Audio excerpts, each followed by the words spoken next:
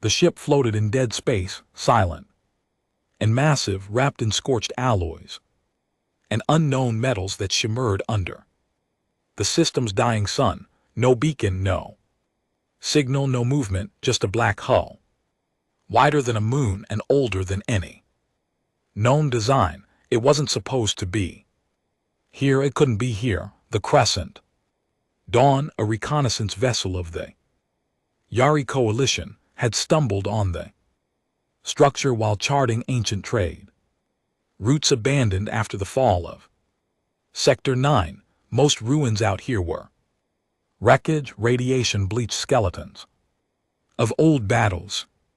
But this thing, it was untouched. It looked like it had waited. Lieutenant Ainer clicked her mandibles nervously. Scan it again. Her crew, a mix of nervous Coran engineers and two silent Drevi observers, ran overlapping spectrals, energy pulses, molecular reads. The ship remained black to their tech. Opaque, shielded, old. No life signs, no drive signatures, hull material unknown. And the lead tech paused. There's no identification markers in any known galactic registry. Anari turned her gaze back to the view screen. Send a probe. The small orb zipped out of the Crescent Dawn, blinking blue as it approached the derelict. It made it halfway before it froze. The blinking stopped. It spun once, then was crushed like paper, crumpled by an invisible force, and drifted dead into the void. Silence fell across the bridge. That shouldn't be possible, one of the Drevi whispered. That was Class 4 shielding. Could it be defensive AI? Anari asked. No signal, no heat, no M fields, no A pings. It's dead. It wasn't, and they all knew it. 12 hours later, they sent a boarding crew. No weapons, no armor, only scanners, translators, and soft steps. The Coalition didn't believe in violence during first contact, not after the Imthal massacre, not after the Yolar incident. They'd learned, but they hadn't learned about humans. No one had. Boarding Team 1 entered through a breach on the lower hull. It was massive, wide enough for a dropship, yet the interior was unscarred. No signs of battle, no signs of time. The walls were smooth, dark, absorbing every bit of light they shined. Their voices echoed strangely in the comms, longer than they should. Every footstep sounded just a little off. The ship is wrong, muttered Grok, a junior scout. It feels like it's watching us. The squad leader Valen ignored him. No signs of atmosphere, but interior temperature is stable, gravity artificial, consistent. They walked in silence past empty corridors and dark bulkheads. Every corner felt lived in, but there was no trash, no decay, no bones, just clean emptiness, like someone had left and meant to return. And then they found the door, massive, black, marked with glyphs no translator could crack, but one symbol stood out, centered, burned into the metal. Humanity want Class 3 Deathworld operations. The room fell silent. That's impossible, Phelan whispered. Humanity is extinct, has been for 600 cycles. Grok backed away. We should leave right now. Phelan stared at the symbol. Scan it, log it. Then the door hissed, opened. Inside, light, cold white, too bright, empty chamber, circular with a single object in the center, a chair facing away, and in that chair someone was sitting back, straight, still. Humanoid silhouette, no breathing. Detected no movement, but they all heard it, soft and calm, like it came from inside their heads. You shouldn't have come here. No one moved. The voice had not come through their Comms, it bypassed their translators. It didn't match any known frequency or wavelength, it just was direct, invasive, and utterly human. Confirm the audio source, Valen barked. But her voice trembled. There's no source, the tech whispered. Eyes wide, nothing's transmitting, it just exists.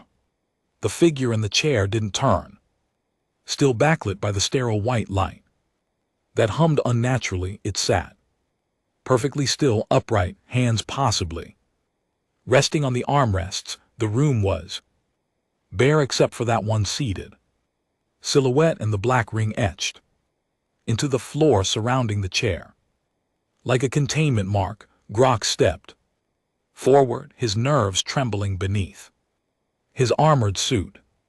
Are we speaking to a remnant AI? There was a pause, too long, too deliberate.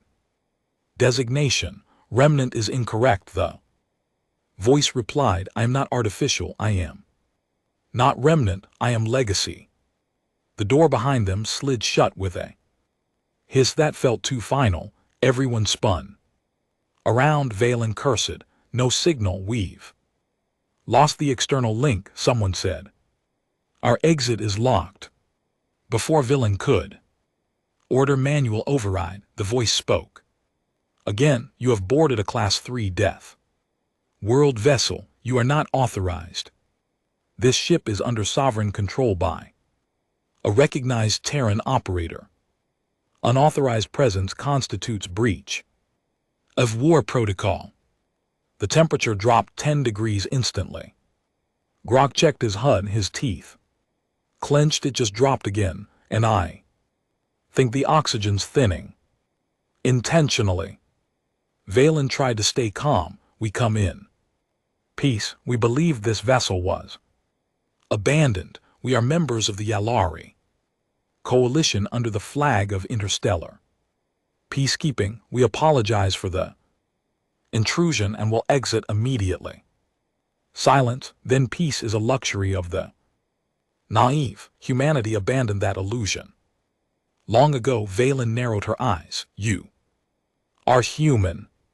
This time the answer came faster and colder. I was back on the Crescent. Dawn. Chaos was spreading. The boarding team signal had vanished, but the vessel's vitals still registered them as alive. Barely. No damage, no transmissions, no requests for extraction. Commander Threx, a hardened Yari with decades of war experience, stood on the bridge with clenched mandibles. Attempt physical override of the link. Use quantum tunneling if needed. I want contact now. But sir, the comms officer started now. The moment they tried to tunnel back into the black vessel's network, the Crescent Dawn shuddered violently. Every light on the ship dimmed for a fraction of a second. Then a message appeared on every screen. No warning, no signal, just a sentence burned into every console, every pad, every interface. You were warned. Inside the chamber, Valen's team watched as the figure finally moved. It stood slowly, deliberately, and when it turned, every being in that room froze. Not because of what it was, but because of what it wasn't. The figure was a man, or rather looked like one, tall, pale, worn skin stretched across a gaunt face, no visible armor, no weapons, eyes dark and unreadable, hair shaved close to the scalp, body clad in a dull black exo suit without any insignia. But what hit them hardest wasn't his appearance, it was the feeling, the weight of presence, as if the room suddenly belonged to him and no one else. Like gravity had shifted, like fear had learned how to walk. I'm going to ask this once, he said now, with his real voice, rough, old, and tired. What year is it in Galactic Standard? Valen hesitated. 1296 Cycle 5 Sector Calendar. The man's jaw tensed. Then I've been asleep for 714 years. "You're Terran?" Grok asked, half whispering. The human didn't answer. Instead, he stepped outside the ring on the floor. The lights dimmed the moment his foot crossed the boundary, stood her ground. Though her throat was dry, "We're here to explore, understand," we believed. Humanity was extinct. He stopped. "You believed wrong." Valen didn't like his tone. The last human colony was destroyed during the Orion collapse. There were no survivors. "We archived your species as lost."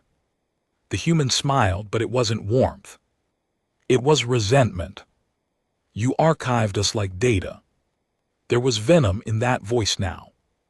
That's what the galaxy always wanted, to forget us, to erase the one species that didn't bend. Grok looked around, his fear barely concealed. "What is this ship? It's not built like anything we've seen." The human turned slowly. "This is the Helmuth, last of the Terran supercarriers, designed to operate alone, survive anything, the end of Earth." Someone behind them whispered, "A Class 3 Deathworld vessel." The human's eyes found them. "You labeled Earth that, not us. We called it home. It forged us in fire, made us clever and cruel. You called it unlivable. We called it Tuesday." His voice grew colder. "And now you trespass into our grave, uninvited." Valen tried diplomacy again. "We had no idea any humans survived. If we'd known." "You didn't want us to survive," the man interrupted. "You wanted our silence. You feared what we became. You feared what we could become." He stepped closer, and that's when Valen noticed something that made her blood chill. His eyes. There were no whites, just deep gray irises with the faint glow of circuitry pulsing within. Not a cyborg, not an AI. Something between. "What are you?" she asked. He paused. "I'm what was left when Earth burned. We didn't all die. Some of us became other things. The machine helped us survive. The war changed our flesh. Void reshaped our minds. I am not the last human," he said. He looked up, and behind him the lights flickered. "I'm the first of the final ones." Outside, the crescent dawn began retreat. Protocols. Commander Threx had seen enough. The ship was awakening, pulsing with slow waves of heat, pressure, and power. Despite no visible energy sources, the star around them dimmed slightly every hour, as if something was feeding. "No more games," Threx growled. "Get our people back or we leave them behind." But when the ship turned, when the black hole began to move without propulsion, the entire crew gasped. The vessel wasn't drifting, it was watching them. And then it spoke, not with words but by action. Every single system on the Crescent Dawn shut down. Power comms, engines, lights, everything. For 30 seconds they floated in complete darkness, then all systems rebooted. Only this time the nav systems displayed one thing: "You do not belong here." Back inside, the man, if he could still be called that, circled them slowly. The galaxy thought it won when Earth fell. We were fractured, hunted, scattered, and yet we endured. We left seeds in the void, technologies no one could understand, war machines buried in dead moons. He stopped. This ship was not meant to return. It was meant to warn, and now you've triggered the fail safe. Villain stepped forward. Fail safe. Lights shifted again. The hum beneath the floor grew louder. Core stabilization initiated. Terra Prime protocols engaged. The man turned to face them directly. "The ship's AI is waking up, and it's not as forgiving as I am." Grok began panicking. "We didn't mean any harm. We Didn't know, and that, the man said. Quietly, has always been your kind's. Excuse. Phelan raised a hand. Wait, your kind. You mean? I mean every species that joined the so-called coalition. You watched as Earth burned. You sealed your borders. You sent observers, not aid. You mined our ruins and called it archaeology. He took a breath. You erased us from your future. Now we return as your past. The chamber lights turned red. The man looked to the ceiling. The AI has made a decision. Can we stop it? Villain asked. He didn't answer. Then he looked at her. Really looked. You want to live? He asked quietly. Villain nodded. Slowly, then run. The floor behind them split open. A dark tunnel, narrow and slick with strain. Markings pulsed with warning lights. He pointed. That's the service chute. It bypasses security systems. It'll eject you outside the ship if you follow it. Exactly. If you survive, tell your master something. Violin hesitated, torn. Why help us now? He tilted his head. Because despite everything, I remember what mercy is barely. He looked at Grok. And because I want one of you to warn the others. Violin nodded. We won't forget this. The man gave a hollow laugh. You already did. That's the problem. The team ran down the chute, past sparking walls and groaning chambers. Behind them the helmet roared to life. And as they launched out into the void, hurled by a final emergency vent protocol, they looked back just in time to see the old warship shift its orientation, no longer drifting now, moving, heading somewhere important, somewhere loud.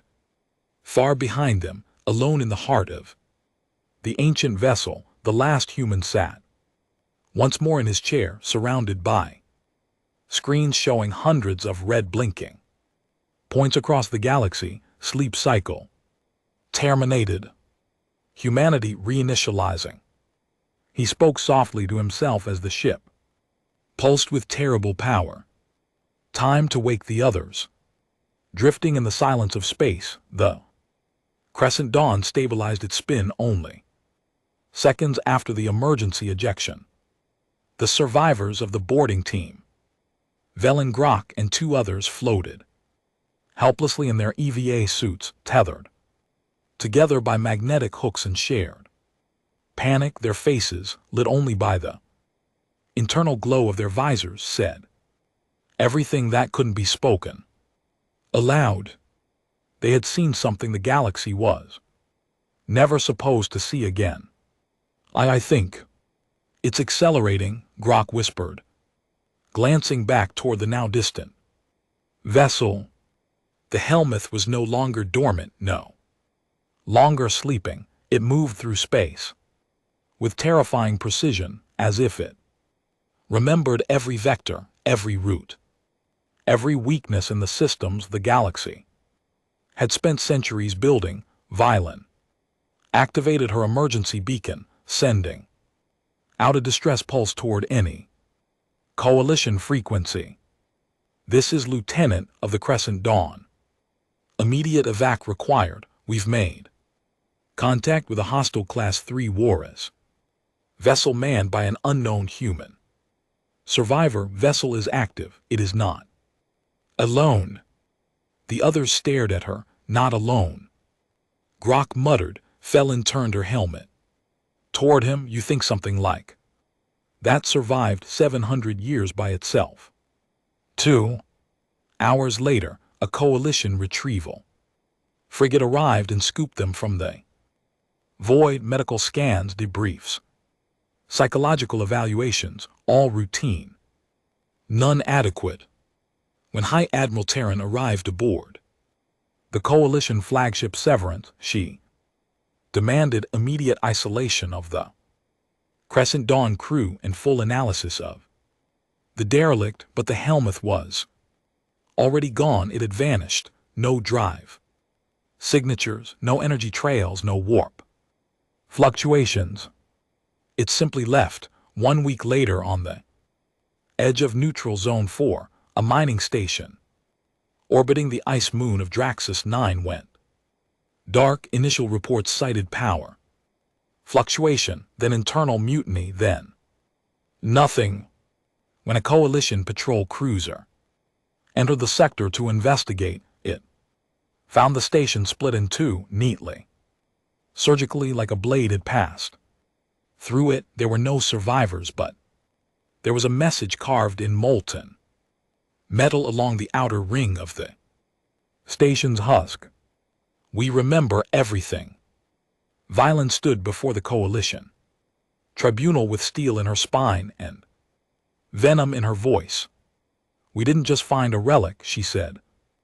Gripping the podium, we found a survivor of war bred on a Deathworld, one who remembers how your ancestors turned their backs on Earth when the fires came. Admiral Terran, draped in white and silver, watched her without emotion.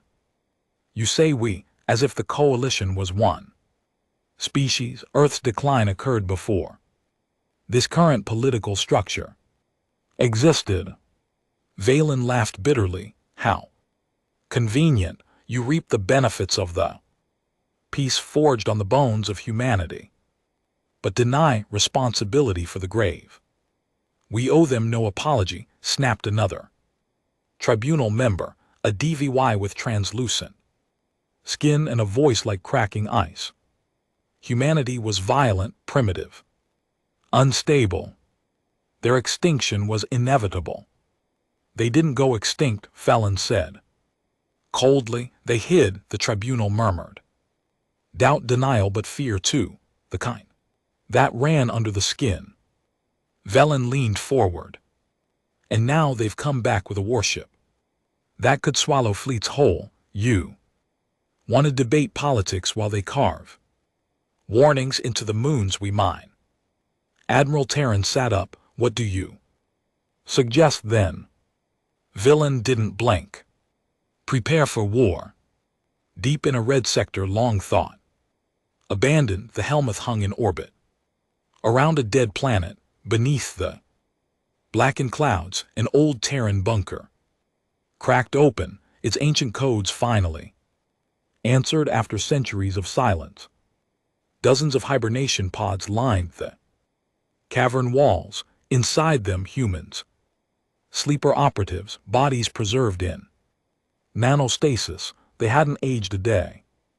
The man from the Helmuth, now fully clad in combat black and devoid of any emotion, moved between the pods like a priest among tombs. He activated the central terminal, now glowing with ancient Earth symbols.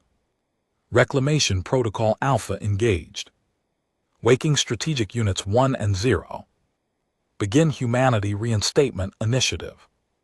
Pods began to hum, lights blinked, one by one the occupants stirred.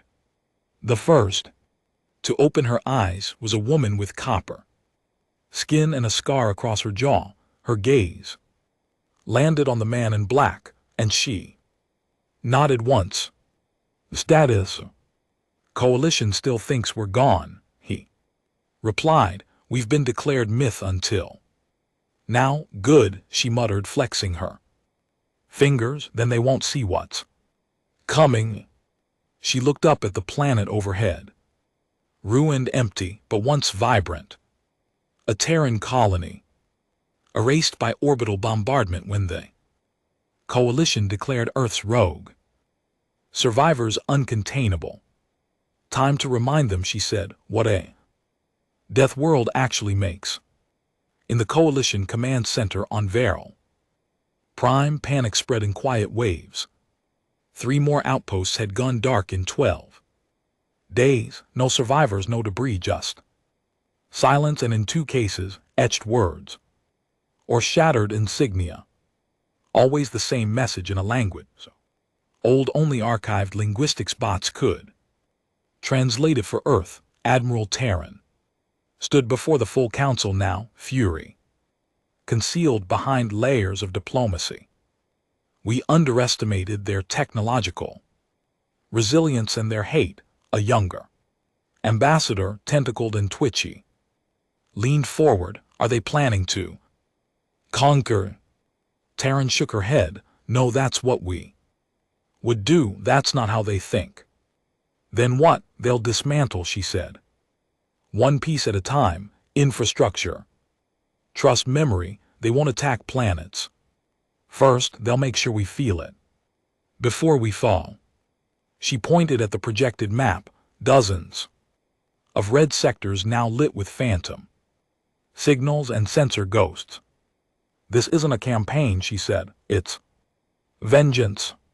The man from the helmet sat in the strategy chamber deep within the core of the warship. Around him 10 others now stood, the reawakened elite, soldiers, tacticians, historians. Each carried the legacy of a planet lost, a people abandoned, and a species forgotten. We've confirmed that over 89% of the current coalition leadership was built on former Terran suppression policies.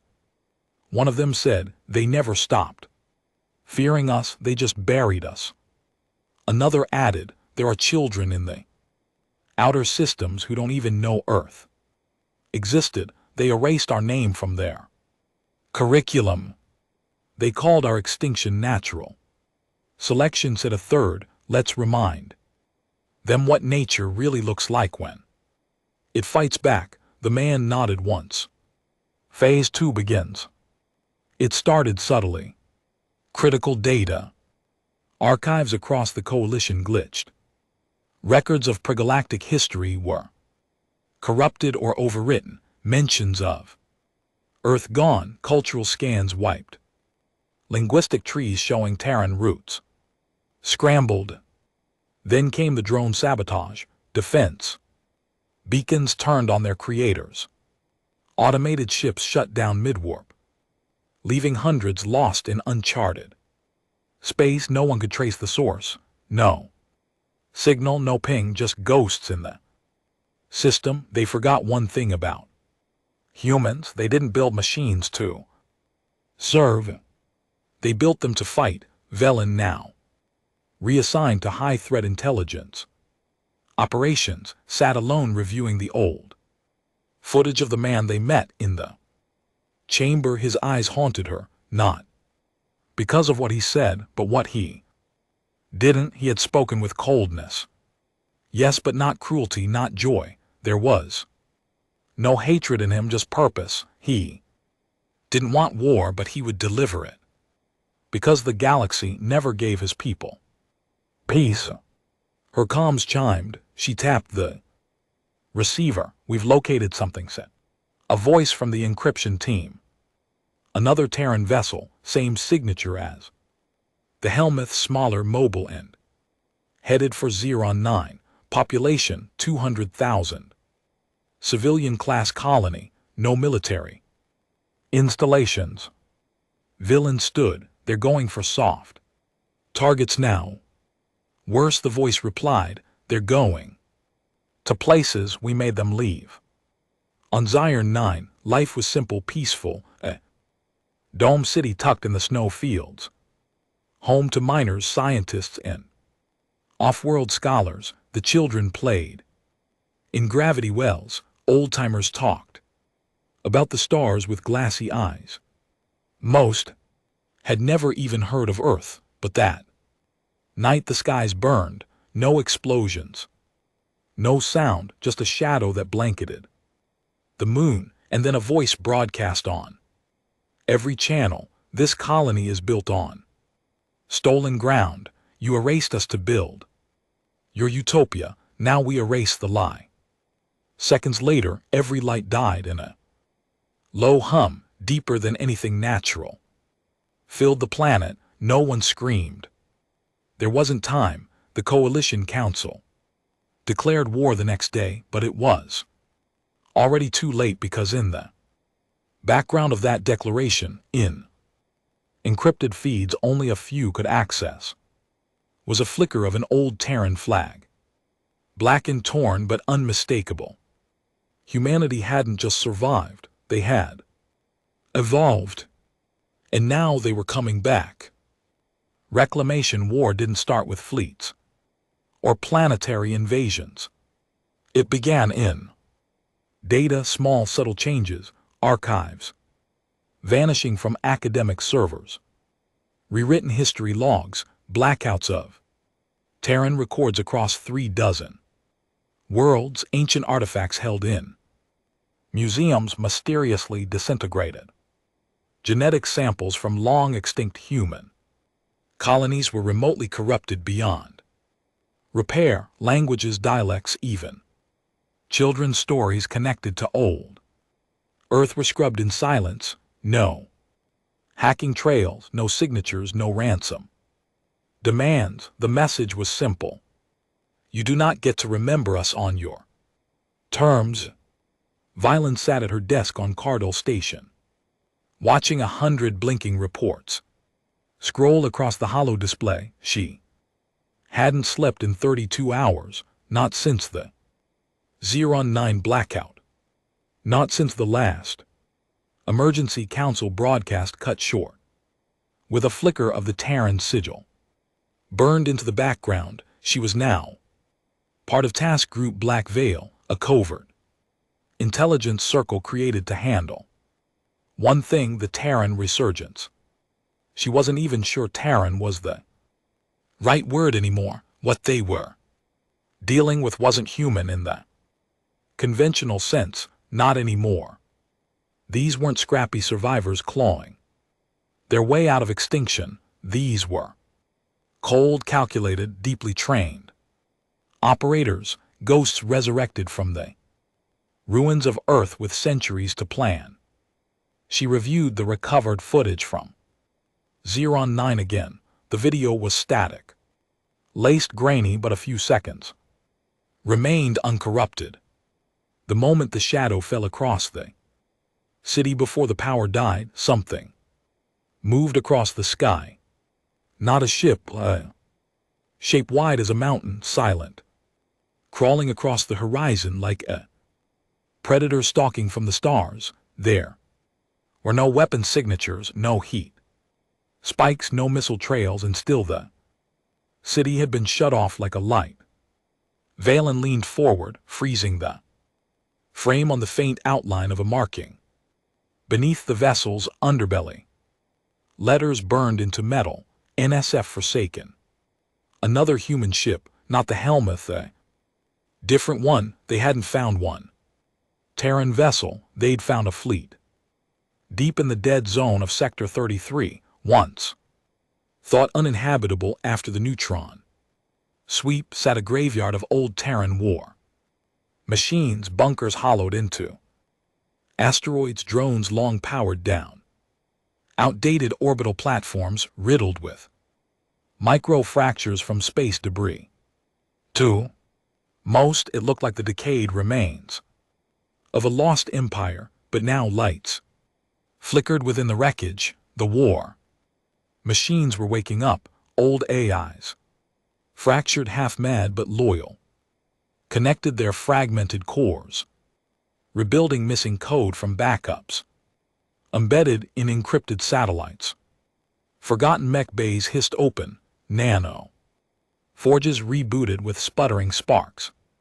The central signal came from the Helmuth, an encrypted frequency pulsed once every 90 minutes like a heartbeat. And across the stars the response came. Awaiting orders, Admiral Terran slammed her fist on the tactical display table. We need to strike, not react, strike.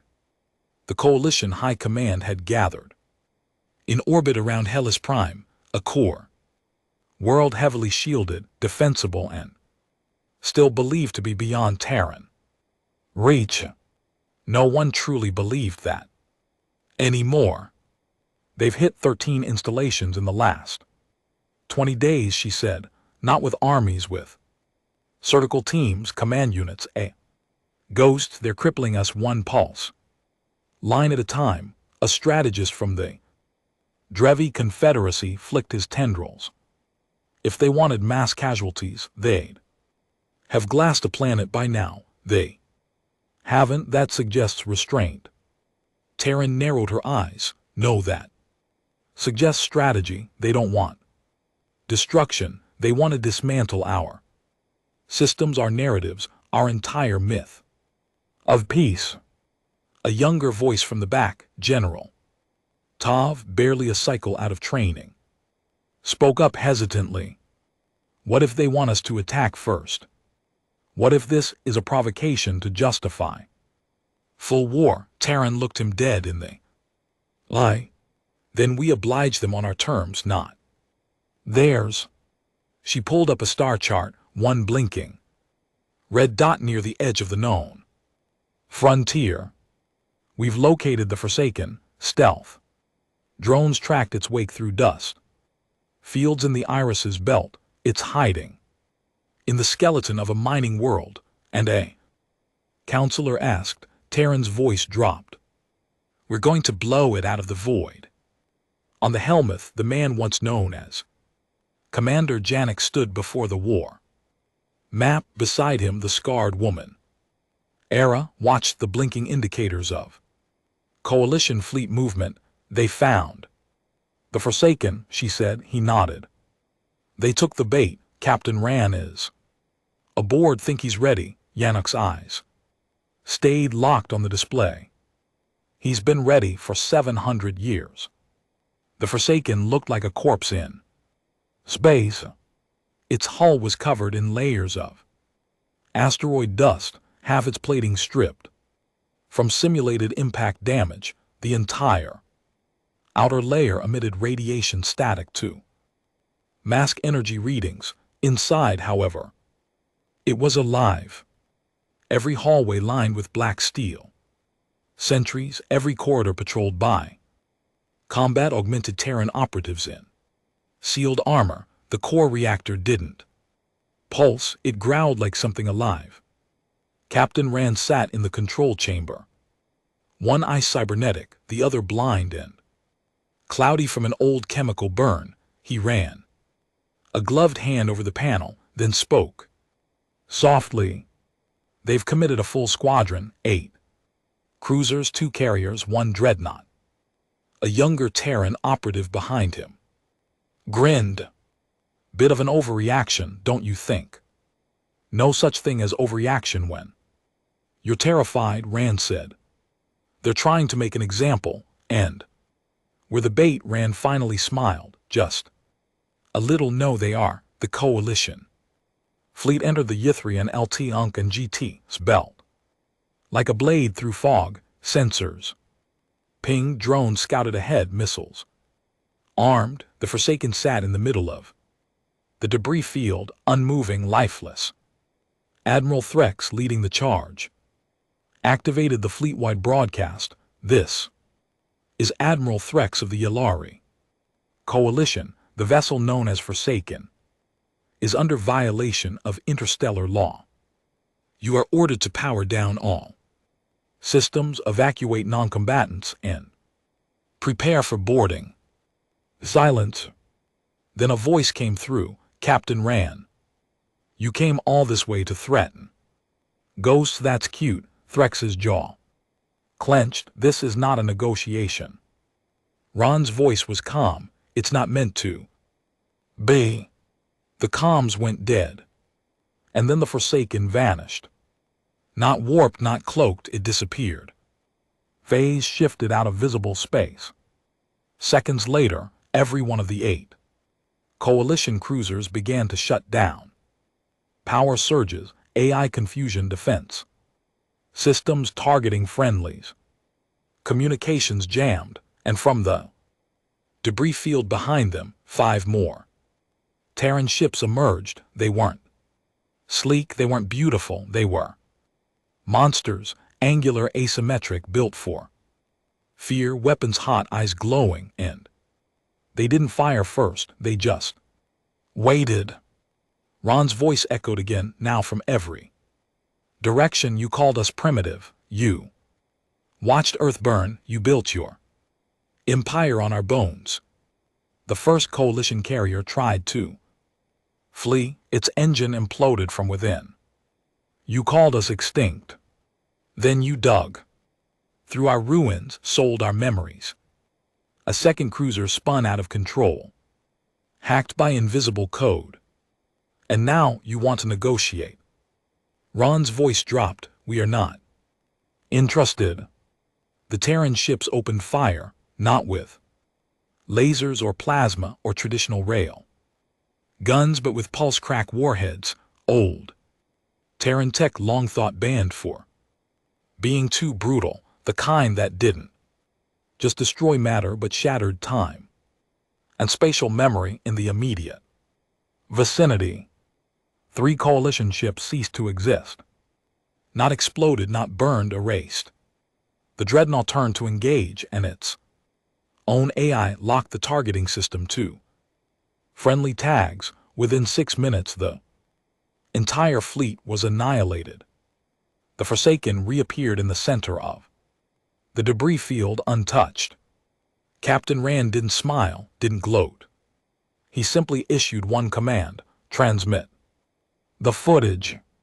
Phil watched it in silence. The room was filled with admirals, generals, analysts. No one spoke.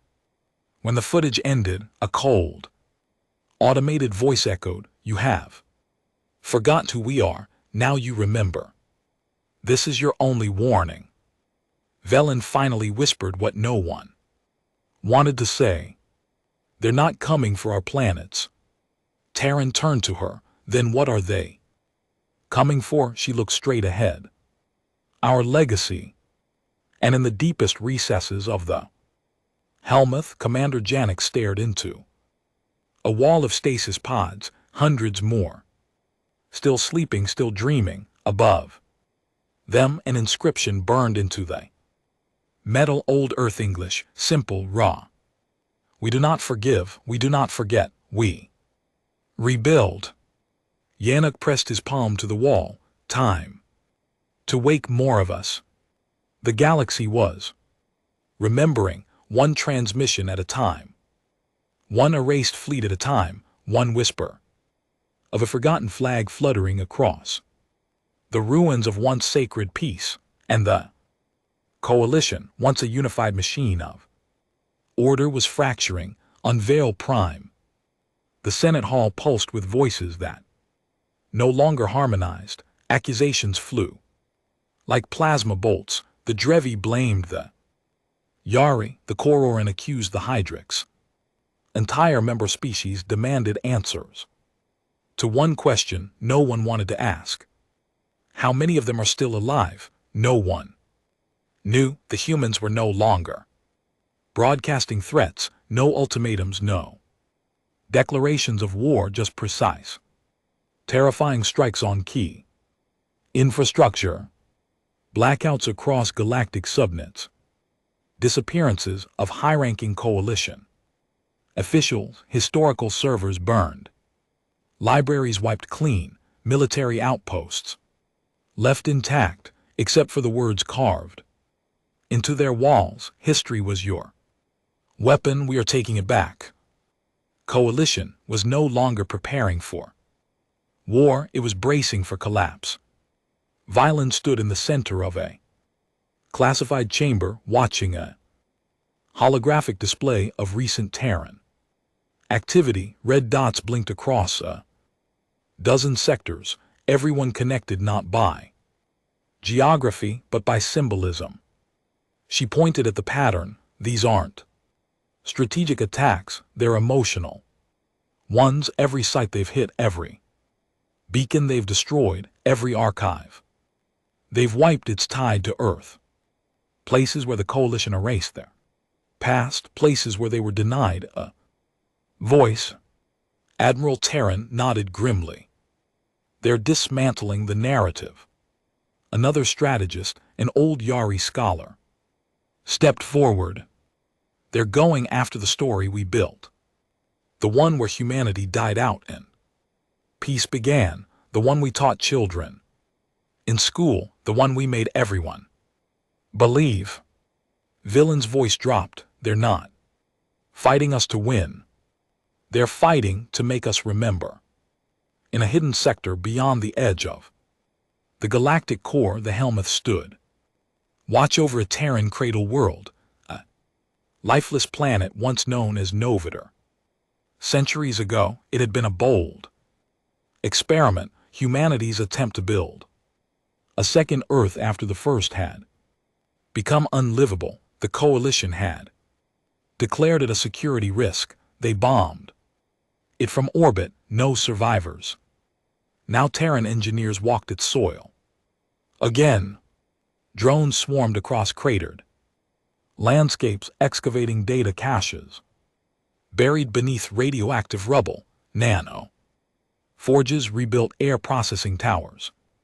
Terraforming devices hummed with quiet purpose. Commander Janik stood in the observation deck as the atmosphere thickened, the sky slowly changing from ash and gray to a pale blue. Ara walked up beside him, helmet under her arm. You really think we can bring it back? He nodded. We're not here to win battles, we're here to restore what they tried to erase. She frowned slightly. And after? Yannick didn't look at her. After we make them feel what we felt, Captain ran fresh from the Forsaken's brutal ambush. Operation now lit a smaller, faster vessel called the Epitaph, an infiltration class cruiser built to vanish. His new mission wasn't military. It was symbolic. The target, the Tower of Unity, a massive spire floating above the cloud sea of Delvar 9. It was the Coalition's largest memorial, a structure built to commemorate the end of the human era. A clean white tower etched with the names of every species lost during the war.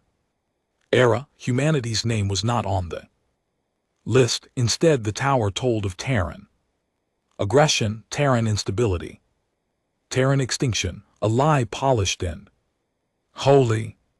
Ron's voice buzzed through his crews.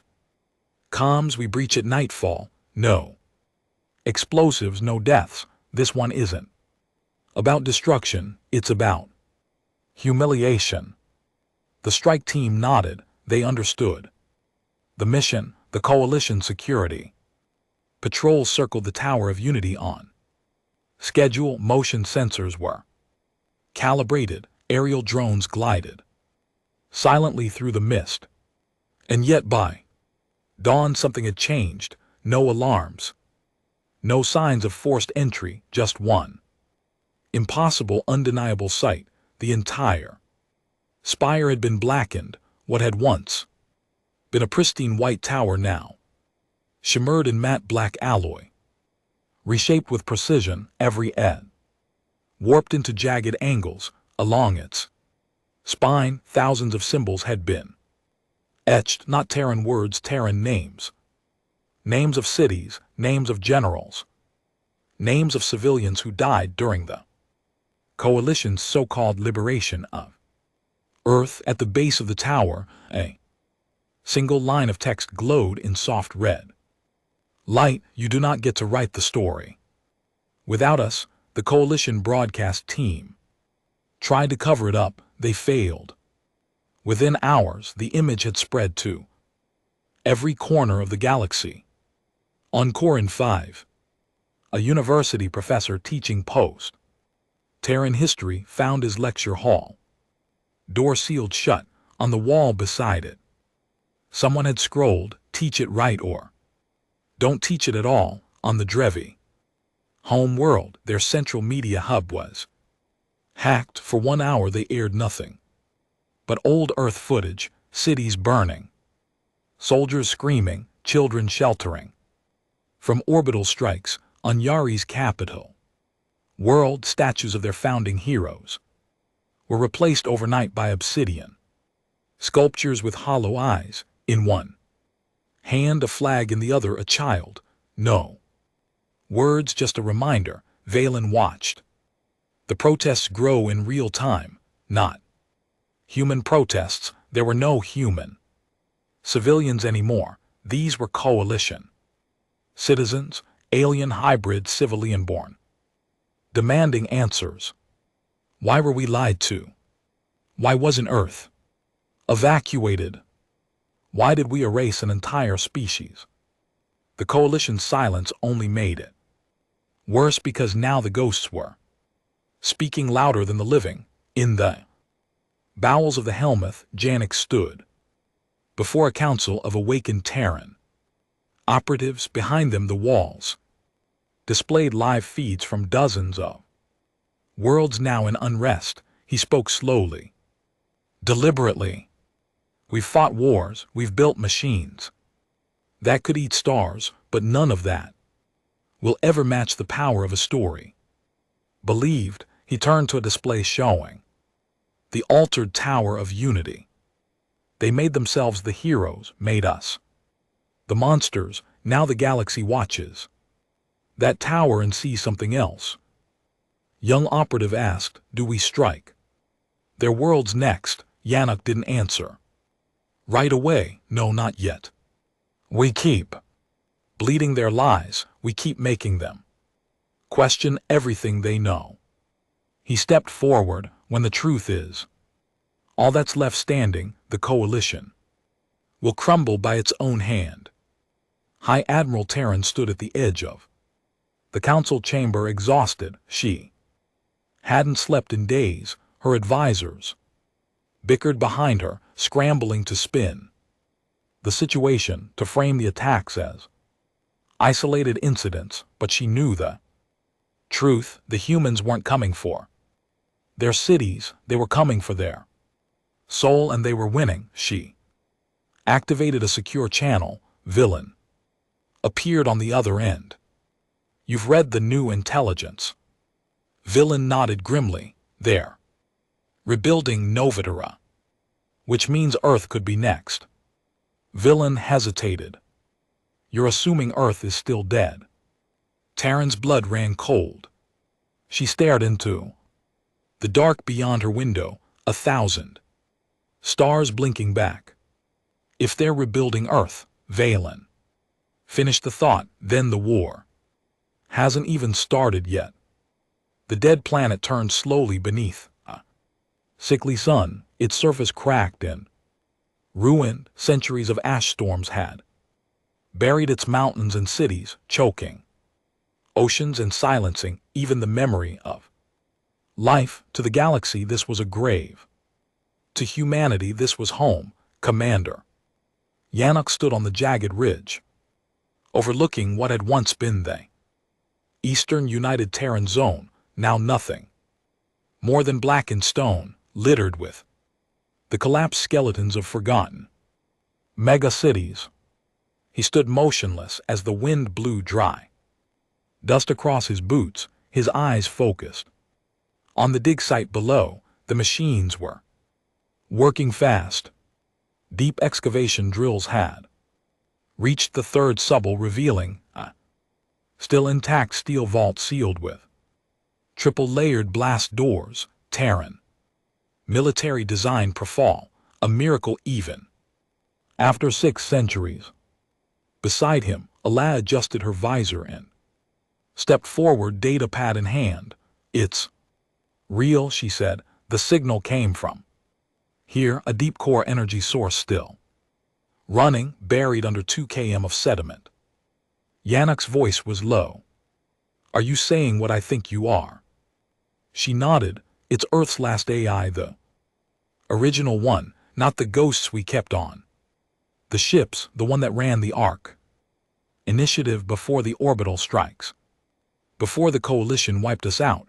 Yannick clenched his jaw. If it's alive, it remembers everything.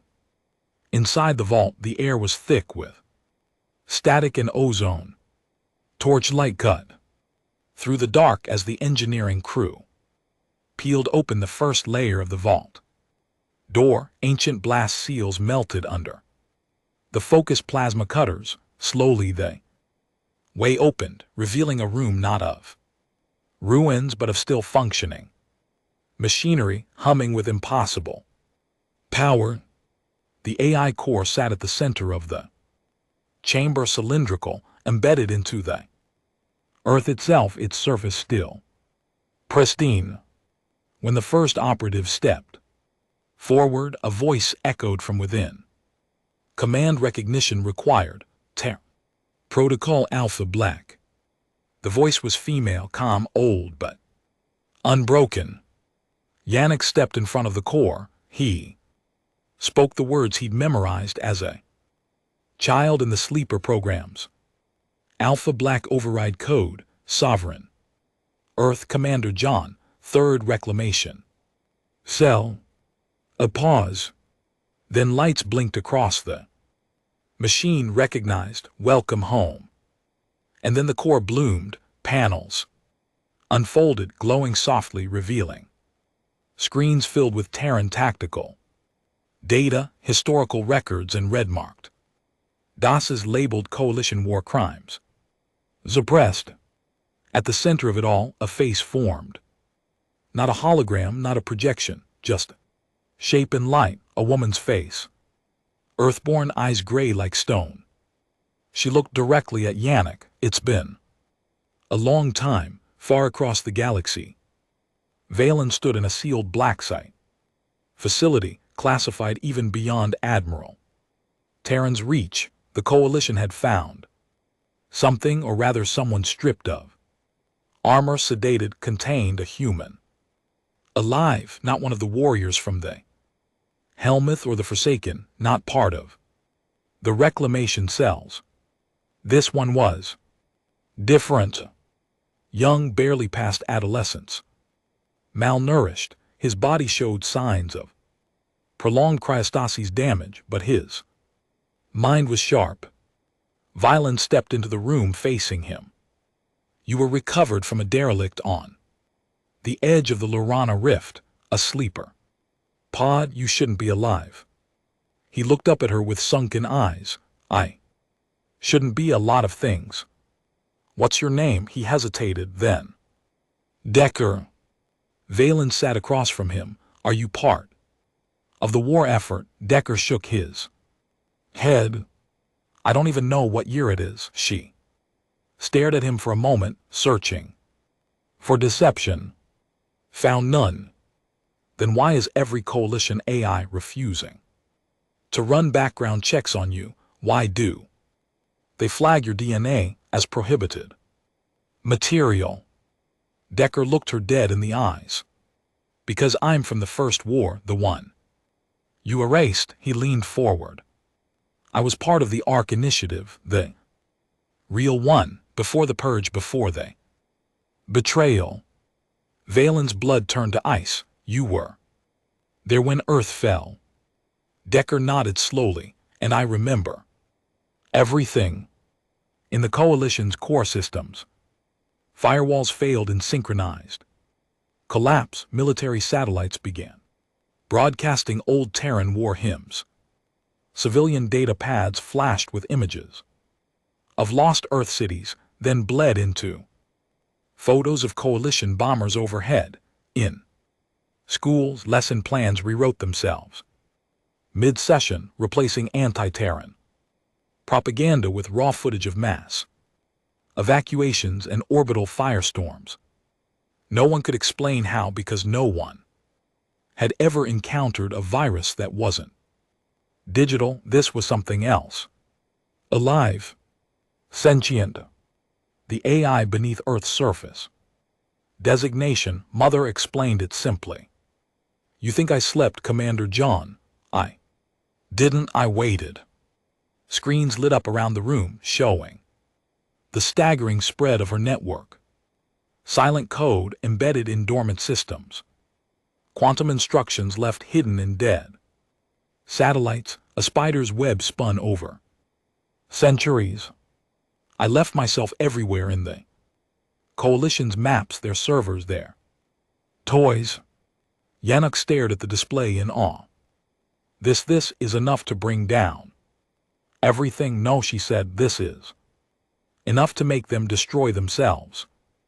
Ara turned. Then what do we do? The AI's face turned toward her. You don't need to do anything, she smiled.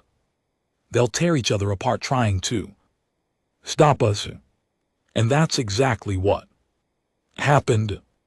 On Delvar 9, a Dravi militant cell accused the local Yalari governor of hiding Terran artifacts. Riots broke out. On Corin 5, a popular academic declared that the coalition fabricated the extinction story. He was assassinated by unknown parties. The next day his death was liver-reamed by a hijacked news drone. On the Hydrix moon cluster, a civilian cruiser received a Terran broadcast and refused to surrender its data. Coalition interceptors fired. Without warning, 100 families died. The news spread, and for the first time in centuries, the cracks in the coalition weren't political, they were personal, one citizen at a time. The illusion broke. Villain sat with Decker in the dim light of the holding chamber. She wasn't questioning him anymore. She was listening. He spoke of the Ark, ships of the children smuggled into cryopods, of the evacuation attempts halted by friendly fleets, of the final transmission from Earth's surface. We're still here, don't forget us. But they had forgotten because it was easier to pretend Earth had been unworthy, easier to teach the next generation that humans had caused their own end. Valen finally asked, "Why now? Why come back now?" Decker's voice was quiet. "Because we finally have something you don't." What? He looked at her. Time. The hell mouth began transmitting again. One signal, simple, raw, a countdown. 17 days, 17 systems marked. No explanation. No demands, just time. And the implication that something, everything, would change when it reached zero. High Admiral Terran stood in the war room, her face drawn. "We either launch a full assault now, or prepare for surrender." Villain stepped forward. "If we attack first, we'll be proving them right. We'll be writing their story for them. They've already written it." Terran snapped. "We're just living in it." No one spoke. The galaxy was no longer theirs. Back on Earth, Yannick watched the sky turn blue. Clouds returned, heavy with moisture. The first drops of rain in 6 centuries fell against his skin. Beside him, Allura looked up in wonder. "They killed our planet," she said. Yannick nodded. "But they didn't kill our memory." He turned to the AI interface. "Activate global relay." Relay open. Mother replied. Yannick took a breath. "And then to the entire galaxy," he said. "This is not a war. This is a correction. Earth is alive, and so are we." The signal from Earth traveled across the stars like a drum beat through silence. "This is not a war. This is a correction. Earth is alive, and so are we." Every system caught it, every node, every broadcast frequency, every backdoor the humans had quietly installed into the coalition's tech over generations lit up with the message burned in like gospel. Some tried to jam it, some tried to distort it, others tried to pretend it hadn't happened, but it had. The return of Earth was no longer theory, no longer myth. It was now truth, and it was undeniable. On the coalition capital world of Haltis Prime, riots broke out the next day. Citizens flooded the streets carrying contraband Earth flags. Images of ancient human cities flashed on makeshift projectors. A hologram of Earth's blue marble floated above the Senate Tower, unchanged, resurrected. The military was ordered to shut it all down. The military refused. The soldiers had seen the message too, and now they weren't sure who the enemy was anymore. Villain watched the chaos unfold from the orbital command center across Multiple screens, her worst fears played. Out in real time, unrest, mutiny. Suicides in high-clearance intelligence. Circles, entire fleets locking themselves down and refusing orders, and the countdown. That cursed countdown that had begun with the Helmuth's last transmission. 17 days. Now only 2 remained. She had no idea what would happen when it reached 0. But every instinct in her gut told her this wasn't going to be another strike or even an invasion. This was going to be the moment the galaxy changed forever. Do you regret it? Decker's voice pulled her from her thoughts. He sat across from her now, no longer chained, no longer sedated. He was a guest, not a prisoner, and they both knew it.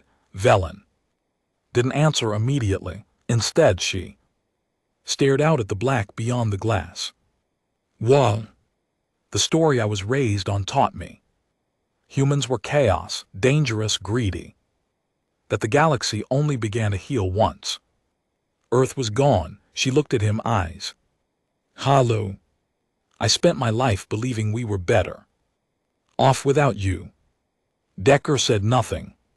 Then she whispered, now I don't know who we are anymore.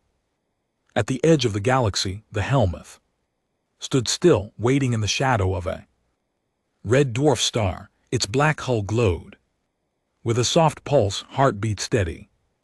Inside the warship, Commander Yannick stood before the stasis pods, many now empty, their occupants awake and walking the decks, preparing. The ship wasn't an army, it was a seed, a final safeguard of human memory, rage, resilience, and now it was ready. Ara approached quietly. All cells have reported in, all ships are in position. We've even got sympathizers inside Coalition Command. She handed him a device. The countdown blinked. 12:03. Less than 2 hours left. Yannick stared at it. What do you think they expect to happen? Ara shrugged. An attack. Something catastrophic. Total annihilation. Yannick turned towards the central interface. They always expected us to destroy. That's why they buried us, they thought. They were keeping the peace by silencing the one species that refused to kneel. He pressed a palm against the screen.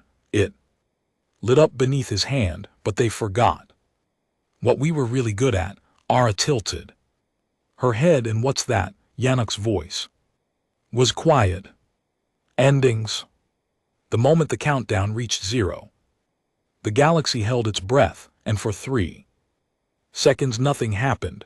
No blasts, no blackouts, no disappearing ships, just silence. Then the stars began to change across thousands of systems. The sky shifted. The stars, the constellations themselves moved. At first it was subtle, a blink, a shimmer. Then massive swaths of space began to flicker like static. Planets that had orbited red suns suddenly found themselves under white ones. Moons disappeared. Entire satellite grids vanished from the sky. The galaxy's map was rewriting itself, and no one knew how. Valen watched in horror as the star chart reconfigured before her eyes. This can't be right. The galactic spines alignment is changing. How? That's impossible. No, Decker said from behind her, his voice calm. It's not. He stepped forward, his hands behind his back. You ever hear of the Oblivion engine? Villain blinked. That's myth. It was never real. Decker smiled faintly.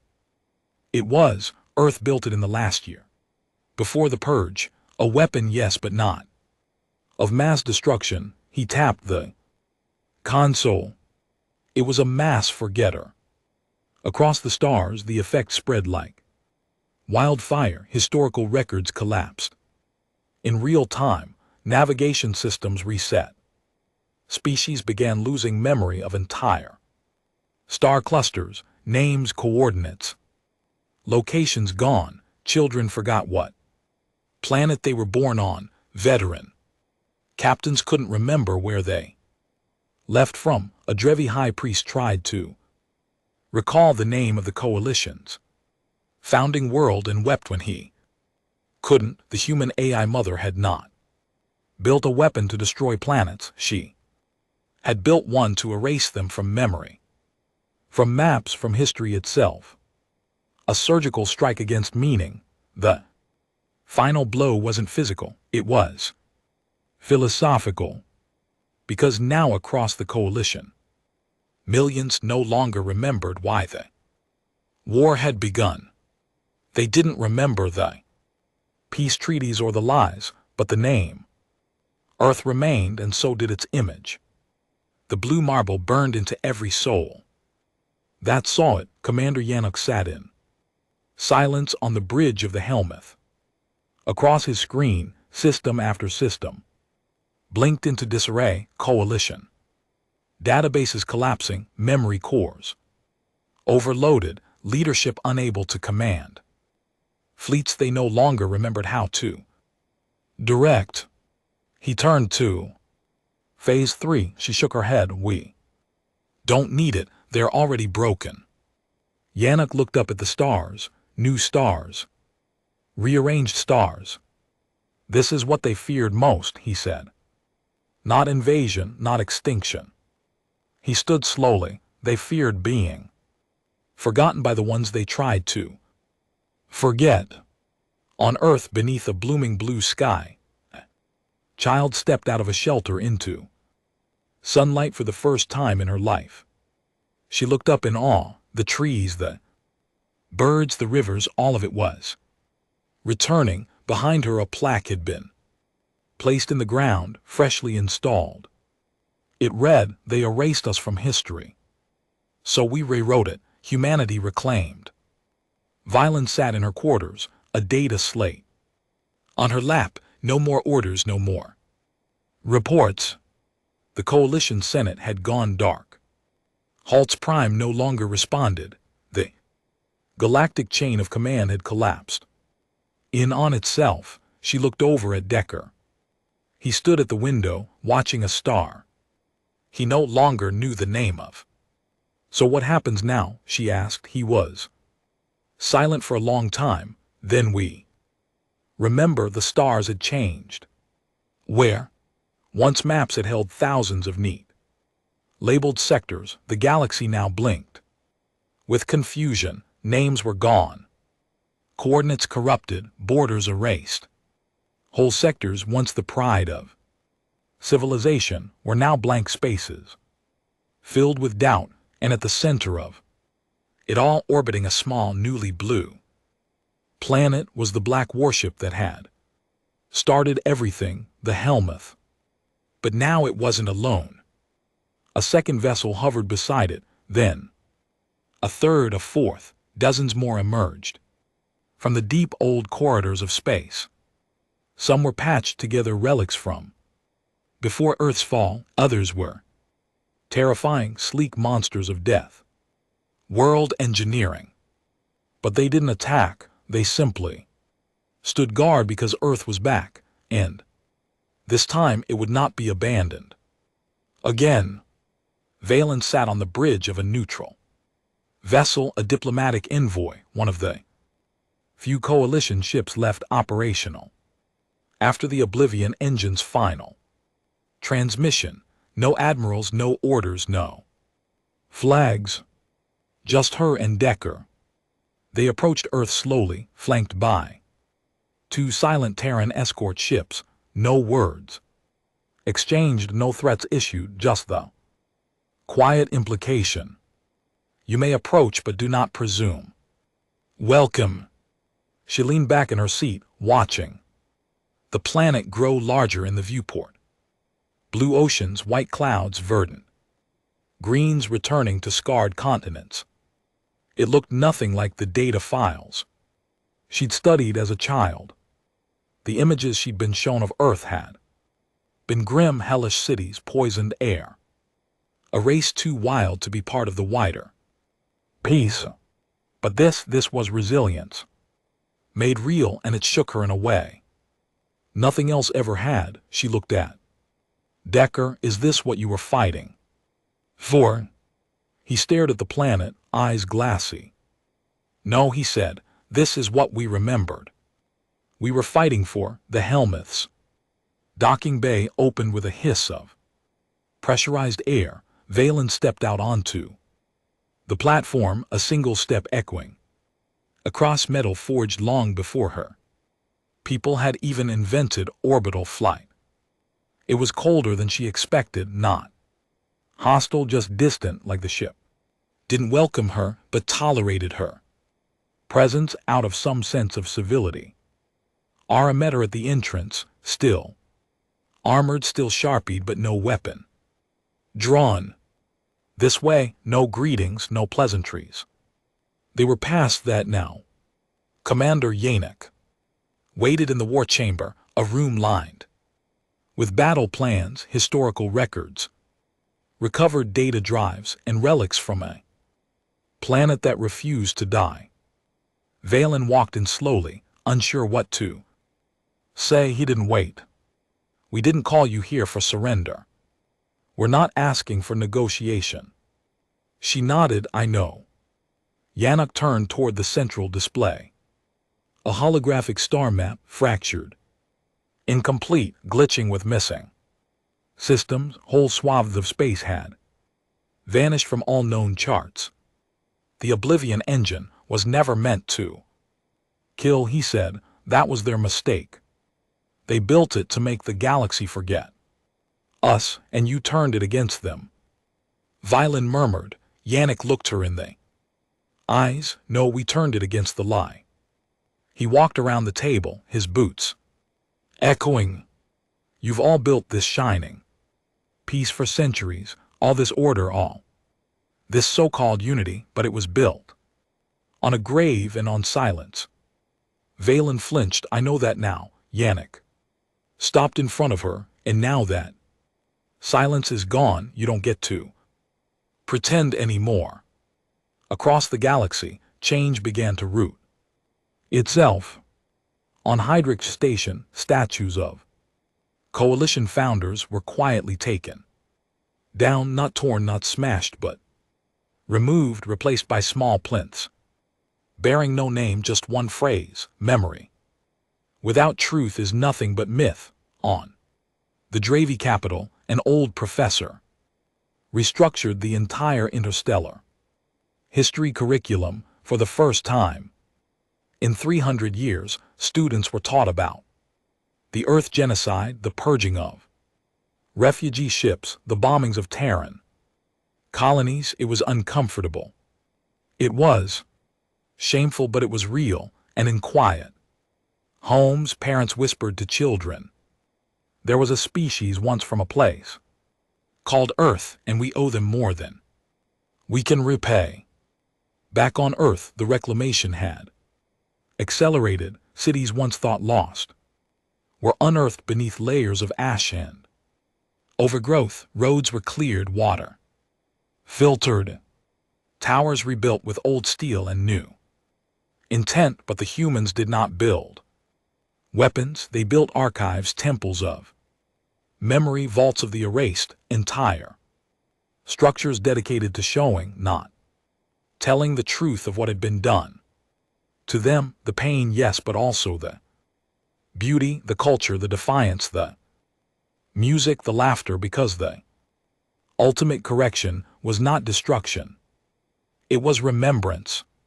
Yanek stood with Valen on a restored overlook near the ruins of old Paris. The Eiffel Tower was mostly gone. Twisted metal, and time had claimed it. But a replica now stood beside it, half height, polished and new. This is the first, he said. We'll build others, not just here, everywhere. Valen glanced at him. Monuments, he shook his head. Warnings. A pause. I don't think the galaxy will forget. Again, she said. Yanek's smile was thin. Bitter, oh they will, give it time. Peace breeds amnesia, comfort makes people rewrite pain. Valen lowered her gaze, then why stop? Janek looked out across the horizon, where old forests were beginning to bloom again and distant engines hummed in the sky. Because we remembered that was the whole point. We didn't burn their worlds. We didn't glass their cities. We just made them face what they buried. He turned to her, and now they have a choice. The coalition, what remained of it, met for the first time in 35 days in a floating satellite chamber above neutral territory. No declarations, no titles, just representatives, and at the head of the table no human, just a single drive containing everything: the atrocities, the voices, the screams from orbital evacuations, the children in cryopods that never reached safe harbor, the diplomatic channels begging for help left unanswered, the entire erased history of Earth. Valen watched as each representative received the data. No speeches were given because there was nothing left to say. Later in her private quarters, Valen asked Decker one last question. What will your people do now? He looked at her quiet and calm. Live, just that. He nodded. We were never trying to rule the stars. We just wanted our story back. And if someone tries to erase it again. Decker stood, then smiled. They won't get the chance. 10 years later, in a quiet system once called Sector 4 Theta, a child stood before a monument. Her parents were Hydrix. She had never known war. The monument was shaped like a Terran warship, black, silent, eternal.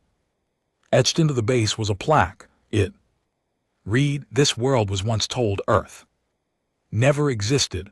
Earth told it otherwise."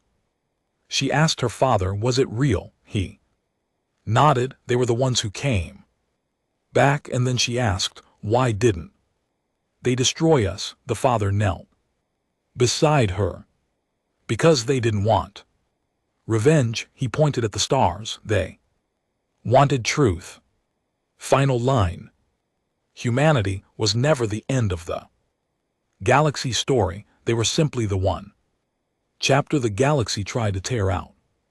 But the thing about torn pages is they leave a scar, and now that scar was seen by all. The explorers found a Class 3 Deathworld vessel. It was operated by humanity, and it brought not just war, but memory, and memory never dies, and